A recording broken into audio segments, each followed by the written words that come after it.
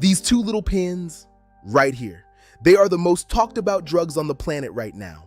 Celebrities are taking them. Your neighbors are taking them. Maybe your own doctor offered you one. But here is the question nobody is answering clearly. What do they actually do inside your body? Not just they help you lose weight. Not just they control blood sugar. I mean, what are they doing to your heart, to your kidneys, to the pipes in your legs and your brain? I'm a vascular doctor. I see the inside of people's blood vessels every single day. And today, for the next few minutes, I'm going to show you exactly what these drugs do. The good, the complicated, and the things your prescribing doctor may not have time to explain. Let's go.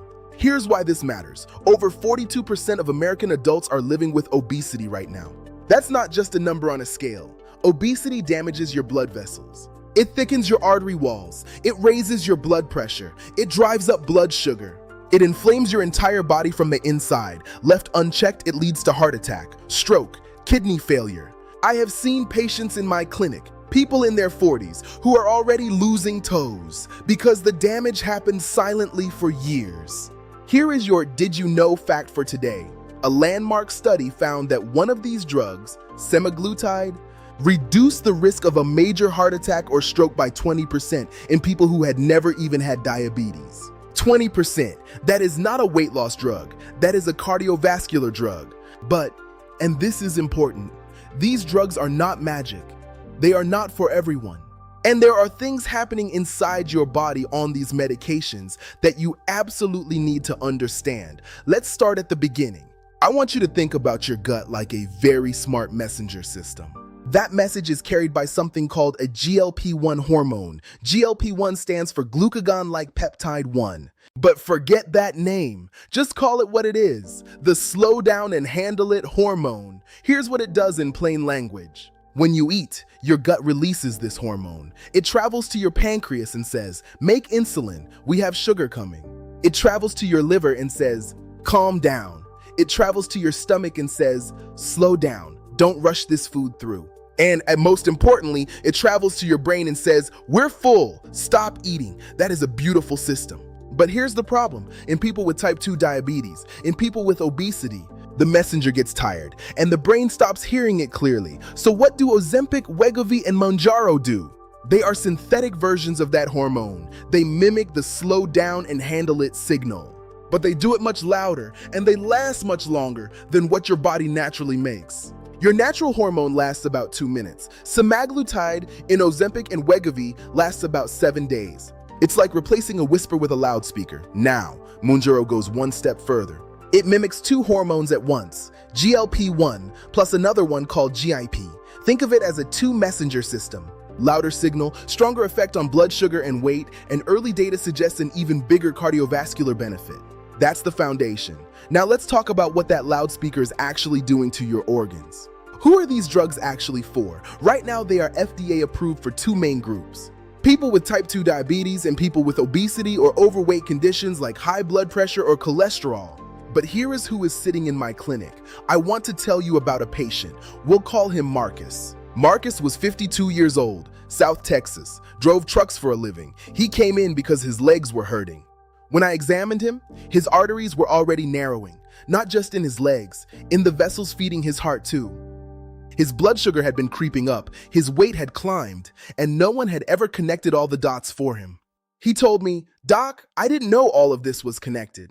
That's why I make these videos." Marcus is not alone.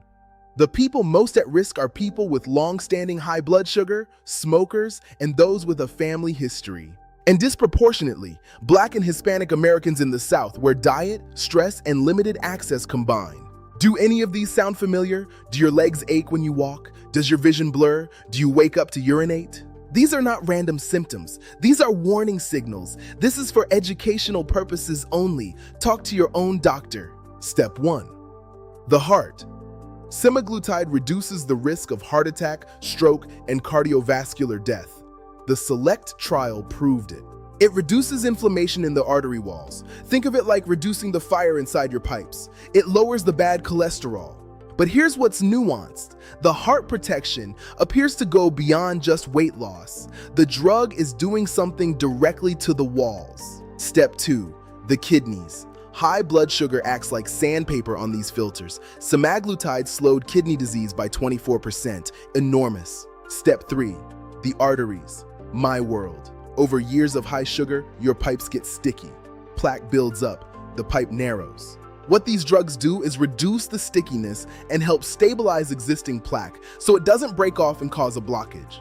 Now, this does not mean blockages will reverse. We are talking about slowing damage, not erasing it. Be very clear on that. Step 4. The brain. Early data suggests it may reduce neuroinflammation and could protect against cognitive decline and Alzheimer's. There are also early signals around addiction. Some report dramatic reductions in alcohol cravings and tobacco urges. It touches every system. Now, the pill. Rybelsus. Absorption is the challenge. Must be taken on an empty stomach with a sip of water. Injections are still more reliable. So, how does a doctor find out if you need one? It starts with your numbers: A1C, fasting sugar, lipids. Your doctor may want to look at your blood vessels directly, an ankle brachial index, or a carotid ultrasound. Find the metabolic damage. The first step is always lifestyle. It works. But if that's not enough after years of damage, that's where these meds enter. Ozempic and Wegovy use semaglutide. Mounjaro uses tirzepatide, that dual-action hormone. Watch your blood pressure and kidney function.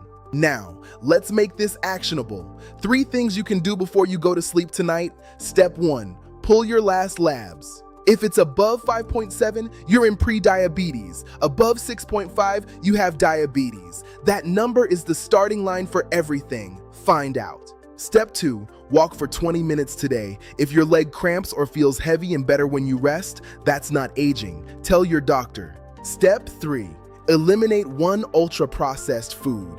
It inflames your artery walls. These meds work best when the inflammation load is going down. The golden rule: these drugs can quiet the alarm, but they can't rebuild a house that's on fire. Start protecting your pipes before they narrow. You now know what most people don't. Share this video with one person who needs to hear it. They deserve to understand their own body. But what happens when these drugs meet poor gut circulation? Oxygen starvation of the intestines. In a vascular clinic, we're seeing it. That video is next, and it will change how you think about everything we talked about today. I'm Dr. Shama Salomon. I'll see you in the next one.